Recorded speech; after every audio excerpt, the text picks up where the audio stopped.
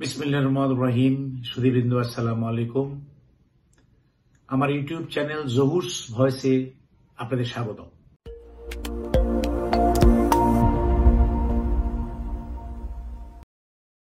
ভারতের পররাষ্ট্র সচিবের বাংলাদেশ সফর, কিছু কথা এটা নিয়ে আমি আজকে আলোচনা করব। ভারতের পররাষ্ট্র সচিব বিক্রম মিশ্রি গত 9 ডিসেম্বর 2024 অর্থাৎ সোমবার বাংলাদেশে এক ছুটিকার সফরে এসেছিলেন। ভারতীয় বিমান বাহিনীর বিশেষ ফ্লাইটে তার ঢাকায় আগমন সকালে এবং দিন শেষে ভারতে প্রত্যাবর্তন। জানা গেছে, দুদেশের পররাষ্ট্র মন্ত্রণালয়ের নিয়মিত আলোচনার প্ল্যাটফর্ম ফরেন অফিস কনসালটেশন এর আলোচনায় অংশ নিতে তার ঢাকায় আগমন। তবে তিনি আলোচনা ছাড়াও সৌজন্য সাক্ষাতের নামে দেখা করেছেন পররাষ্ট্র উপদেষ্টা এবং প্রধান উপদেষ্টার সাথে। বিক্রম মিশ্রি বাংলাদেশে বোধ করি নীরবে এসেছিলেন, আবার নীরবে চলে গেছেন।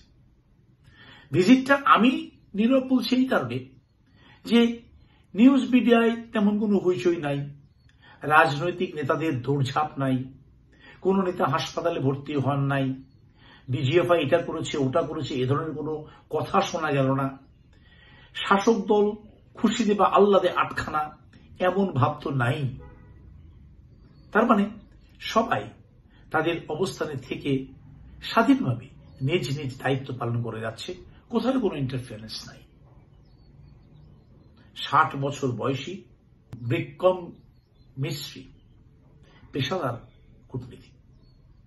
বিদেশস্থ ভারতীয় বিভিন্ন দূতাবাসে তিনি কাজ করেছেন। এছাড়া তিনি ভারতের রাষ্ট্রদূত হিসেবে দায়িত্ব পালন করেছেন স্পেন, মায়ানমার এবং চীনে।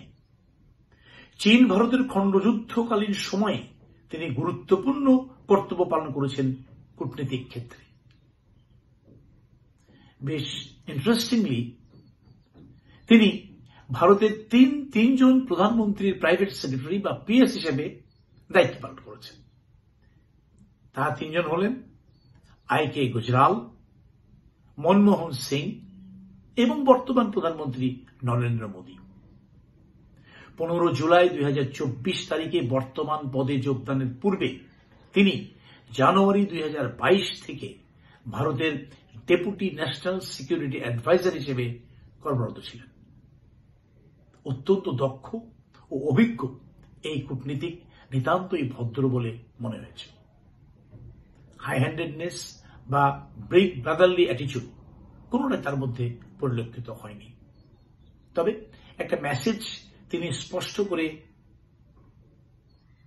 জানিয়েছেন বলে উল্লেখ করেছেন। সেটি হল সংখ্যালঘুদের নিরাপত্তা ও কল্যাণের সাথে সম্পর্কিত ভারতের উদ্বেগের কথা তিনি বাংলাদেশের সংশ্লিষ্টদের জানিয়েছেন বলে বক্তব্য দিয়েছেন। কথাটি তার পার্সোনালিটির সাথে একদমই বেমানান। তবে তার পদের জন্য তিনি এই কথাগুলো বলেছেন কিনা সেটা অবশ্য আমরা জানতে পারিনি। তিনি একটি মেসেজ স্পষ্ট করলেও সাথে করে বেশ কয়েকটি মেসেজ নিয়ে গেছে।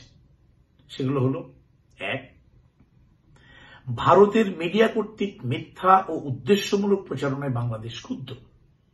2, আগরতলায় বাংলাদেশ মিশনে সন্ত্রাসীদের আক্রমণ ঠেকাতে ভারতের ব্যর্থতা অনভিপ্রেত। 3, ভারতে আশ্রয় নিয়ে স্বৈরাচার হাসিনা বাংলাদেশ বিরোধী যে সমস্ত কর্মকাণ্ড পরিচালনা করছে, বাংলাদেশ সরকার এবং বাংলাদেশের জনগণ মোটেও তা ভালোভাবে দেখছে না। 4, বাংলাদেশের অভ্যন্তরীণ বিষয়ে ভারতের অহেতুক নাক গলানো বাংলাদেশের মোটেও পছন্দ নয়। এবং সবশেষ অর্থাৎ 5 নাম্বার, ইউরোপীয় দেশগুলোকে বাংলাদেশিদের ভিসা সেন্টার দিল্লি থেকে ঢাকায় বা অন্য কোথাও অন্য কোনো প্রতিবেশী দেশে স্থানান্তরের জন্য ইউরোপীয় দেশের প্রতিনিধিদের প্রধান উপদেষ্টার অনুরোধ। ঢাকা দিল্লি সম্পর্কে মেঘ জমেছে বলে বিক্রম মিশ্রি উল্লেখ করলেও আমি সেটা মনে করি না। আমি মনে করি যে এটা তার পদ ও পদবীর সাথে এবং প্রজ্ঞার সাথে সামঞ্জস্যপূর্ণ নয়। মেঘ জমেনি, এখানে ধোঁয়ার আবরণ বা স্মোক স্ক্রিন তৈরি করা হয়েছে। মেঘ জমে প্রকৃতিগতভাবে, আর স্মোক স্ক্রিন তৈরি করে মানুষ। ভারতই স্মোক গ্রেনেড বা স্মোক শেল ছুঁড়ে তৈরি করেছে সেই স্মোক স্ক্রিন।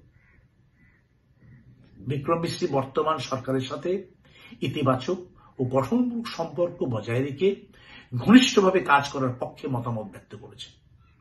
আমরা তার কথায় আস্থা রাখতে চাই।